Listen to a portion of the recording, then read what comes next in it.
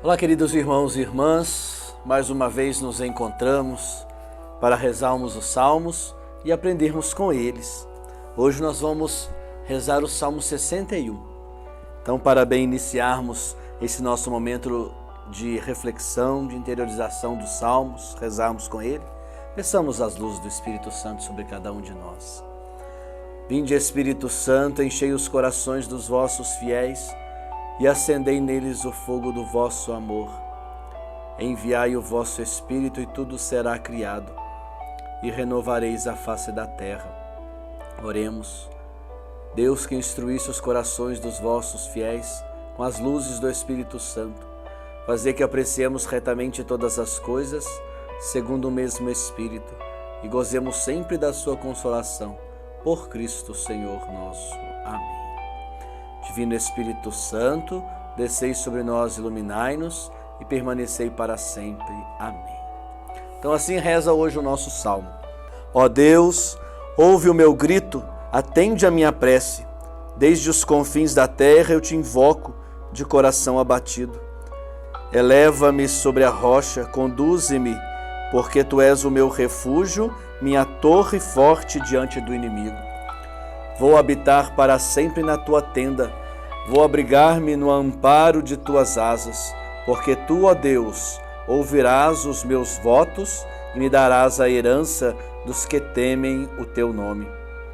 Acrescenta dias aos dias do rei, que seus anos alcancem várias gerações, que ele reine para sempre na presença de Deus e o teu amor e fidelidade o protejam.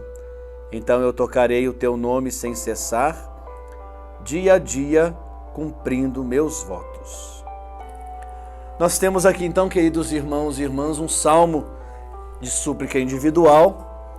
Uma pessoa está passando por uma situação difícil, então ele pede por si, na expressão do ouve-me, atende-me, eleva-me, conduze-me.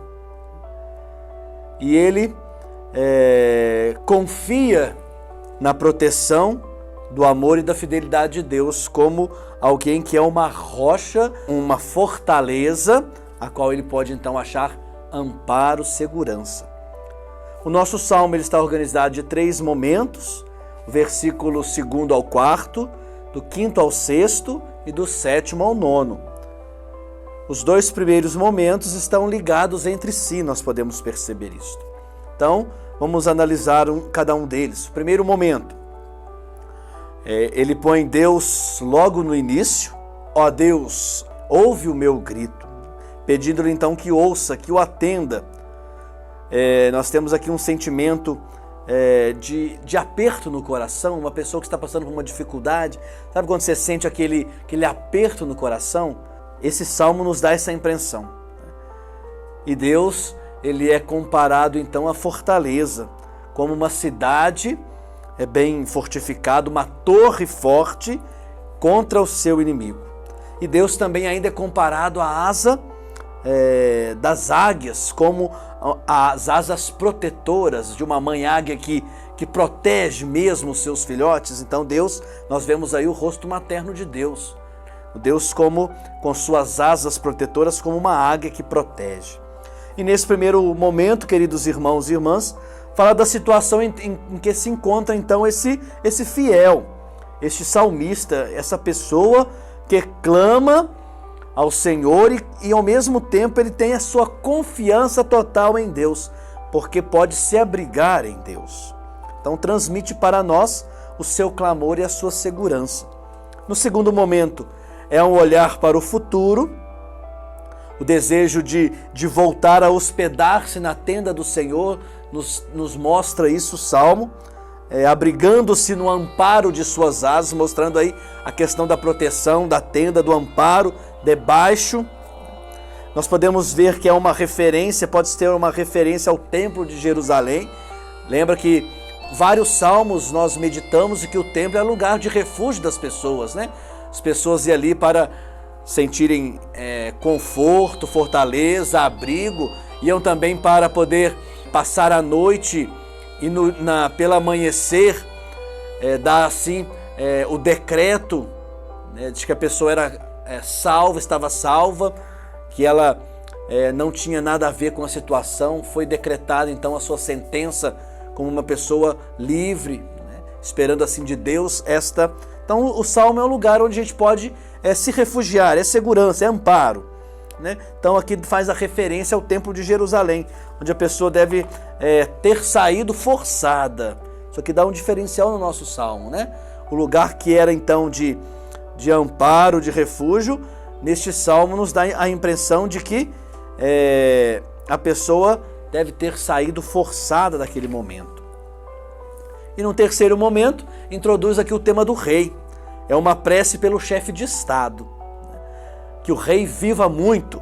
Por que introduz? Parece que não tem nada a ver a questão do rei aqui, mas justamente para nos mostrar como é a promessa, né? O fiel vai louvar a Deus sem cessar como instrumentos musicais, cumprindo as suas promessas e seus deveres, né, no templo. Então nós vamos ver aqui agora como surgiu o Salmo. Por que introduz esse tema do rei? O que tem a ver isso com os outros versículos, as outras partes do Salmo? Nós vamos ver agora um pouquinho mais para frente.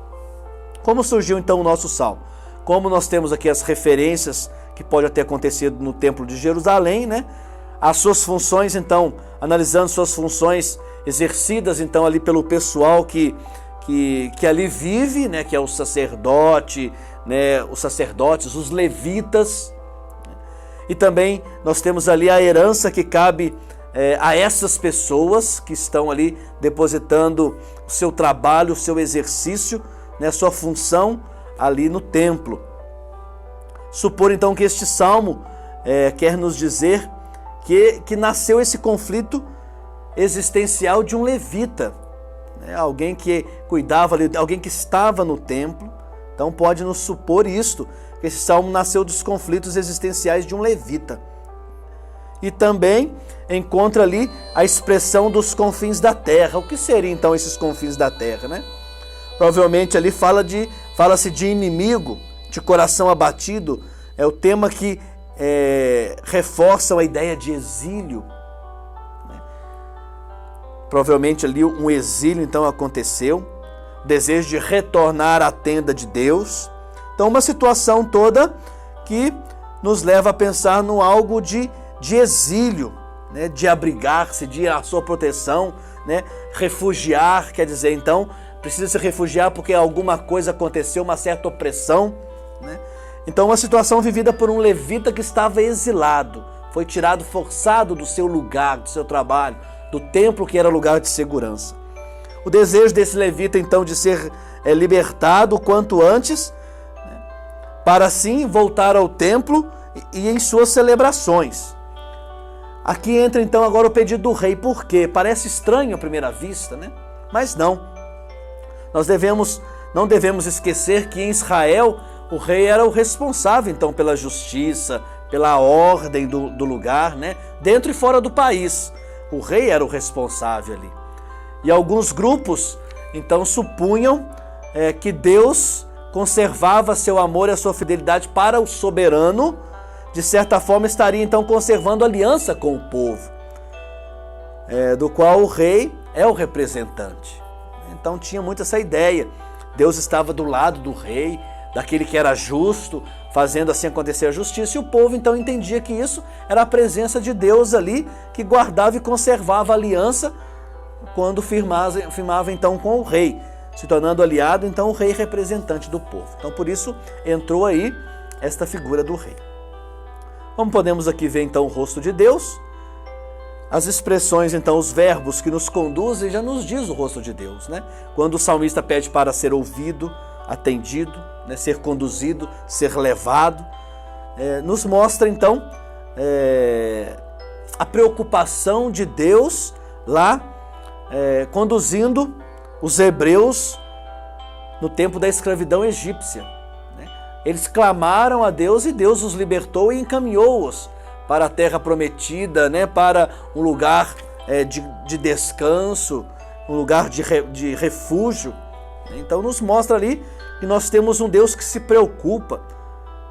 É aquele Deus que nos encaminha para o melhor lugar, para o lugar da libertação, da vida. Não que era a morte, mas que é a vida.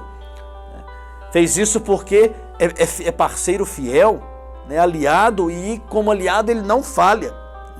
O levita, portanto, como nós estamos refletindo, ele suplica então nesta certeza de que Deus não falha no tempo da escravidão do Egito, quando ele não falhou no tempo da escravidão do Egito, também ele não vai falhar agora para com este, né? Libertando e conduzindo ele novamente para a tenda de Deus, para o templo aonde ele então habitava. Nós temos aqui as outras imagens também que nos ajudam a pensar nesse rosto de Deus, que é a imagem da fortaleza, né? Da torre forte aplicada a Deus, cidade fortificada. Temos a imagem da águia, lembra que nós já falamos das asas protetoras, com uma mãe, um rosto materno. Deus tem um rosto materno. Com carinho ele cuida, zela e abriga-se nele os seus filhotes, os seus filhos, os seus escolhidos. E ainda mais nós temos a expressão do amor e fidelidade de Deus, né? Deus é sempre fiel, todo amoroso. Mostra então quanto ele se preocupa em fazer acontecer a aliança prometida ao povo. Mateus justamente vai nos falar disso, de Jesus, né? Que Jesus veio justamente inaugurar o novo êxodo para o povo, né? Quer dizer, o êxodo da escravidão para a vida. E de uma vida que não termina, é para sempre. Então vai nos tirar de toda essa maldade humana e nos fazer ter vida novamente. Jesus, ele também escutou o clamor do povo, atendeu, libertou, encaminhou, conduziu, elevou as pessoas, trouxe para o meio, né, deu dignidade, incluiu-os. Então mostra que, na verdade, nosso Senhor é um rei por excelência. E como rei, como nós vimos ali na expressão da presença de Deus, é nosso rei, e o seu reinado impera e é para sempre conduzido no meio de nós. Então que esse salmo nos ajude sempre a rezar com confiança de que Deus não falha, de que Deus é nosso aliado. E a gente nunca precisa temer, né? Aquele que confia nunca será abandonado. Aquele que confia tem em Deus um aliado verdadeiro. Então que possamos nos lembrar sempre disso. Deus é nosso refúgio, é a nossa fortaleza, é a nossa proteção, né? No Senhor eu me refugio e só no Senhor eu ponho a minha confiança. Glória ao Pai, ao Filho e ao Espírito Santo, como era no princípio, agora e sempre. Amém.